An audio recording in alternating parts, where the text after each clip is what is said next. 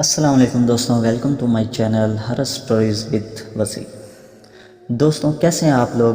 امید کرتا ہوں خیریت سے ہوں گے اور جہاں ہوں گے خوش ہوں گے۔ اللہ تعالیٰ آپ لوگوں کو ایسے ہی خوش رکھے اور صحت والی لمبی عمر دے اور کبھی بھی زندگی میں کسی کا محتاج نہ کرے۔ بڑے دل سے دعا کرتا ہوں آپ لوگ بھی میرے لیے دعا کیا کریں۔ چلتے ہیں آج کی سٹوری کی طرف۔ یہ سٹوری سننا بڑے دل گردوں والوں کا کام ہے، تو بھائی جن کو ڈر لگتا ہے وہ ابھی سے سٹوری بند کریں اور سو جائیں، کیونکہ یہ آپ کے بس کی بات نہیں۔ اس سٹوری کو ہو سکے تو صبح سن لیں، رات میں نہ سنیں، کیونکہ یہ واقعی میں بہت ہرر سٹوری ہے۔ تو شروع کریں اپنی سٹوری شروع کرنے سے پہلے جن لوگوں کو ڈر لگتا ہے وہ آیت الکرسی پڑھ لیں، کیونکہ سنا ہے جب ان مخلوقات کا ذکر ہوتا ہے تو یہ بڑے انٹرسٹ سے آپ کے قریب آ جاتے ہیں اور اپنی باتیں سننے لگتے ہیں۔ تو آپ کو ڈر نہ لگے، آیت الکرسی پڑھیں اور اپنے آس پاس پہنچیں۔ چلو جی چلتے ہیں آج کی سٹوری کی طرف۔ یہ سٹوری محمد فہد الحسن کے ایک دوست کی ہے۔ چلو انہیں کی سٹوری ان کی زبانی ہی سنتے ہیں۔ جب بارش ہوتی تھی تو میں اکثر اپنا بستر اٹھا کر چھت پر سونے چلا جاتا تھا، کیونکہ اس میں سونے کا مزہ ہی کچھ اور ہے۔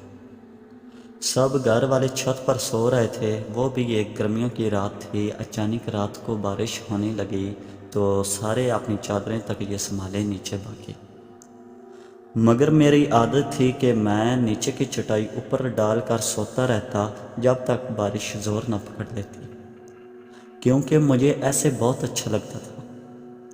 اس رات بھی سارے گھر والے نیچے چلے گئے اور میں اکیلا چٹائی ڈالے سوتا رہا۔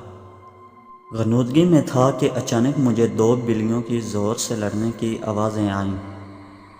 لڑتے ہوئے ان کی آوازیں بہت بری لگ رہی تھیں۔ وہ لڑتے ہوئے چھت کی چار دیواری پر دوڑ رہی تھی اور آوازیں اتنی بھیانک تھیں کہ پوچھیں مت۔ ان کے رونے کی آوازیں سن کر میں بے چینی میں جا گیا۔ پہلے سوچا کوئی جوتا اٹھا کر ان کو بھگا دوں، پھر سوچا کہ میں اندھیرے میں جوتا کہاں ڈھونڈوں گا، تھوڑی دیر بعد خود ہی لڑ کر تھک جائیں گی تو چلی جائیں گی۔ اچانک خاموش ہو گئی۔ میں دوبارہ غنودگی میں چلا گیا۔ تبھی ایک بلی کی زوردار چیخ میری چارپائی کے عین نیچے سے آئی اور میں اچھل پڑا۔ میں نے چارپائی کے نیچے جھانکا مگر وہاں کچھ بھی نہیں تھا۔ ادھر ادھر نظر دوڑائی مگر وہاں کوئی بھی نہیں تھا۔ میں نے سوچا کہ شاید میرے اٹھتے ہی اس نے ساتھ والے گھر میں چھلانگ مار دی۔ میں نے جوتا اپنے پاس رکھ لیا کہ اب اگر آئے تو میں اس کو نہیں چھوڑوں گا۔ میں دوبارہ لیٹ گیا اور خود کو پرسکون کرتے کرتے تھوڑی دیر بعد دوبارہ نیند میں چلا گیا۔ آنکھ تب کھلی جب بلی کے غرانے کی آواز میں نے اپنی چارپائی کی سیدھی طرف سے محسوس کی۔ اس کی غراٹ پوری چھت پر پھیل رہی تھی۔ میں نے آہستہ آہستہ اپنا ہاتھ جوتے کی طرف بڑھایا اور اس کو مارنے کے لیے اٹھا، لیکن دیکھا تو وہاں کچھ بھی نہیں تھا۔ وہ غراٹ اب مجھے اپنی بائیں طرف سے آ رہی تھی۔ میں اچانک بائیں طرف پلٹا تو وہی آواز مجھے دائیں طرف سے آنے لگی۔ اب وہ آواز کبھی دائیں طرف کبھی بائیں طرف سے آنے لگی، کبھی دور جاتی ہوئی آواز آتی تو کبھی قریب سے آنے لگی۔ شدید خوف میرے بدن میں دوڑ گیا۔ میری پنڈلیاں اور پیر اچانک سن ہو گئے۔ مجھے لگا کہ کچھ گڑبڑ ہے۔ اچانک میں نے دیکھا کہ ایک سیاہ بلی دیوار پر بیٹھی سرخ آنکھوں سے مجھے گھور رہی تھی۔ اس کی آنکھیں انگاروں کی طرح دہک رہی تھیں۔ میں کانپتے ہوئے اسے دیکھ رہا تھا۔ اتنی ہمت نہیں تھی کہ میں بھاگ کھڑا ہوں۔ پھر وہ اچانک بڑی ہونے لگی اور میرے دیکھتے ہی دیکھتے وہ بکرے جتنی بڑی ہو گئی اور ایسی نظر آ رہی تھی جیسے کالا چیتا ہوتا ہے، کیونکہ وہ بالکل سیاہ بلی تھی۔ پھر اچانک اس نے ایسی پوزیشن لی جیسے وہ دیوار پر سے مجھ پر چھلانگ لگانے والی ہو۔ میرے منہ سے زوردار چیخ نکلی۔ میں ایک ہی چھلانگ میں نیچے اترا اور سیڑھیوں کی طرف بھاگا۔ میری چیخ اتنی بلند تھی کہ میرے امی ابو اور بڑا بھائی سین میں آ گیا اور میں سیڑھیوں سے نیچے آتے ہی گر کر بے ہوش ہو گیا، مگر پریشانیاں ختم نہ ہوئیں۔ کچھ دنوں تک مجھے ڈراؤنے خواب آتے رہے۔ مجھے وہی بلی نظر آتی جو کبھی میرے نرخرے پر دانت گاڑے ہوئے، کبھی وہ میرا خون چاٹ رہی ہوتی۔ میں نیند میں چیخنے لگتا، پھر مجھے خواب میں بھیانک لوگ دکھائی دیتے۔ کبھی کسی کا سر نہیں ہوتا، کسی کا گوشت لٹک رہا ہوتا، آنکھوں کی جگہ کالے سوراخ ہوتے، بازو کٹے ہوئے ہوتے۔ میں بیمار رہنے لگا، کمزور ہوتا گیا، ڈر کے مارے میں گھر سے باہر نہیں نکلتا تھا۔ پھر مولوی صاحب دم کرنے آتے، مجھے پانی پلایا جاتا۔ میری والدہ ہر وقت مجھ پر سورہ یاسین پڑھ کر پھونکتی۔ افاقہ ہوتا مگر وہی حالت ہو جاتی، بیٹھے بیٹھے چینخیں مار کر بے ہوش ہو جاتا۔ ایک روز میں بیٹھا پڑھ رہا تھا کہ کسی کام سے کمرے میں اپنی امی کے پاس گیا۔ مجھے ایک دم ڈر سا لگا تھا۔ میں اپنی امی کے پاس گیا کہ وہ مجھ پر کچھ پڑھ کر پھونک دیں۔ میری امی میری طرف پیٹھ کیے الماری کھولے کپڑے طے کر رہی تھی۔ میں نے امی کو پکارا مگر انہوں نے مجھے جواب نہیں دیا۔ میں ان کے قریب گیا اور ان کو آواز دی تو انہوں نے مجھے مڑ کر دیکھا مگر وہ میری والدہ نہیں تھی۔ وہ خوفناک شکل کی عورت تھی۔ اس کا رنگ تانبے جیسا تھا، آنکھیں اس کی صاف اور منہ کا دہنہ بڑا تھا۔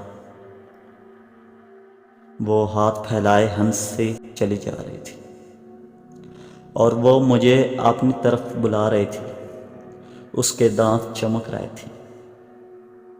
میں تو پہلے ہی ڈر کے مارے اپنی والدہ صاحبہ کے پاس دم کروانے آیا تھا۔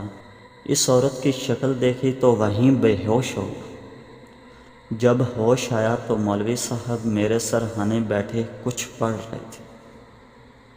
میرے ابو شدید پریشانی میں بیٹھے تھے۔ مولوی صاحب کے پوچھنے پر ان کو میں نے ساری بات بتائی تو وہ سوچ میں پڑ گئے۔ پھر اس طرح کے واقعات میرے علاوہ میرے گھر کے دوسرے افراد کے ساتھ بھی پیش آنے لگے۔ کبھی باتھ روم کا دروازہ اندر سے بند ہوتا، پانی کی آوازیں آنے لگتیں، تھوڑی دیر بعد دروازہ کھل جاتا لیکن اندر کوئی بھی نہ ہوتا۔ ایک بار ہم سب رات کو ٹی وی دیکھ رہے تھے کہ بجلی کا بٹن تھک سے اوپر ہوا اور بلب بجھ گیا۔ ایک بار میری امی کی چارپائی کمرے کے بیچ میں کسی نے کھینچ کر دور کر دی جب وہ سوئی ہوئی تھی۔ چیزیں ہم ایک جگہ رکھتے مگر ہمیں ملتی دوسری جگہ سے تھی۔ گھر کا ہر فرد ڈرا سہما رہنے لگا تھا۔ کوئی بھی میرے ساتھ نہیں بیٹھتا تھا۔ سارے بہن بھائی مجھ سے گن کھانے لگے تھے۔ کالج میں میرے دوست بھی مجھ سے دور رہنے لگے تھے۔ کوئی میرے منہ پر تھوکنا بھی گوارا نہ کرتا تھا۔ ہمارے گھر کا سکون غارت ہوئے 7 مہینے ہو گئے تھے۔ میں اپنی حالت سے اتنا تنگ ہوا کہ خودکشی کرنے کا سوچنے لگا۔ ایک روز ہمارے مولوی صاحب اپنے ساتھ ایک بزرگ کو لے آئے اور بتایا کہ یہ میرے مرشد ہیں۔ وہ بزرگ سفید کپڑوں میں تھے، سفید عمامہ تھا، چہرے پر سفید داڑھی تھی اور ماتھا ایسے چمک رہا تھا کہ جیسے روشنی پھوٹ رہی۔ انہوں نے میرے ماتھے پر ہاتھ رکھا اور میں رو پڑا۔ میرے والد صاحب نے سارے واقعات ان کو بتائے اور وہ سکون سے بیٹھے سن رہے تھے۔ ان کے ہونٹوں پر ایسی مسکراہٹ تھی اور اتنا سکون تھا اور چہرے پر اتنا نور تھا کہ دل کرتا تھا کہ ان کو دیکھتے ہی رہیں۔ انہوں نے میرے والد صاحب کے ساتھ سارے کمروں کا جائزہ لیا، چھت پر جا کر ایک ایک کونا دیکھا اور ساتھ والوں کی چھتیں بھی دیکھیں۔ ہمارے گھر میں محلے کی عورتوں کا رش لگ گیا جو ان سے پانی دم کروانے آ گئی تھی۔ وہ میرے قریب آ کے بیٹھ گئے اور انہوں نے اپنے دائیں پیر کا انگوٹھا میرے ماتھے کے درمیان میں رکھا اور اپنی آنکھیں بند کر کے کچھ پڑھنے لگے۔ مجھے ایسے لگا جیسے کوئی میری کھال کھینچ رہا ہو۔ میری چیخیں نہیں رک رہی تھیں۔ میں ان کا انگوٹھا اپنے ماتھے پر سے ہٹانا چاہتا تھا مگر ان کا پیر تک نہیں ہلا سکا۔ میرا بھائی مجھے بتاتا ہے کہ وہ 1 گھنٹے سے زیادہ کچھ پڑھتے رہے اور تمہاری دل خراش چیخیں سننا ہماری بات سے باہر تھا۔ تب ہی ہم نے بزرگ کو بری طرح پیٹنا شروع کر۔ آہستہ آہستہ میں پرسکون ہوتا چلا گیا۔ آنکھیں کھولی تو وہ مجھے دیکھ رہے تھے۔ ان کے چہرے پر مسکراہٹ تھی۔ انہوں نے پانی منگوا کر دم کیا۔ کمرے کے ہر کونے میں پانی چھڑکا گیا اور 2 گھونٹ پانی مجھے پلا دیا، اور وہ 2 گھونٹ پانی ایسے جیسے کوئی آب حیات تھا کہ پیتے ہی میرے سر سے 7 مہینے کا چڑھا ہوا بوجھ اتر گیا۔ میرے کندھے ہلکے ہو گئے، میرے جسم میں سکون دوڑنے لگا، میری بجھی آنکھیں روشن ہو گئیں۔ میں اٹھ گیا اور ان کی چھاتی پر سر رکھ کر رونے لگا۔ وہ میرے جسم پر ہاتھ پھیرنے لگے، پھر وہ چلے گئے۔ آج اس بات کو 2 سال ہو گئے اور اللہ کا شکر ہے کہ پھر کوئی واقعہ پیش نہیں ہے۔ تو یہ تھی آج کی سٹوری۔ امید کرتا ہوں آپ لوگوں کو یہ سٹوری بہت اچھی لگی ہے۔